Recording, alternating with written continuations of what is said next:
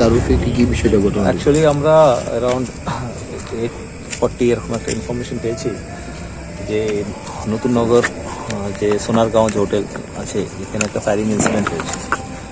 তো ইমিডিয়েটলি এখানে আমাদের রামনগর টিউপির ওসি শ্যামলুন্দর এসেছে, ওসি এয়ারপোর্টও এসেছে।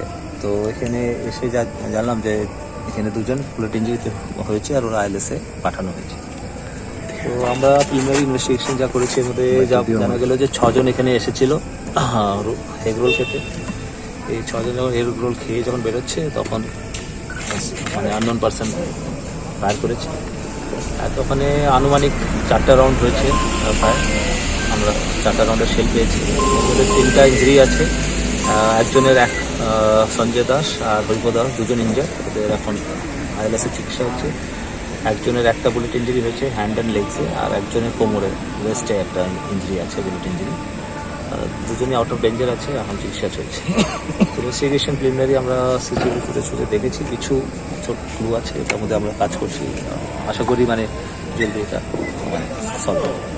কোনো তথ্য কি ইনসিডেন্ট হয়েছে অ্যারাউন্ড 8:25 PM ইনসিডেন্ট হয়েছে আজকে। চলছে তদন্ত, কোনো ডেভেলপমেন্ট হলে আপনাদের জানাবো। Thank you.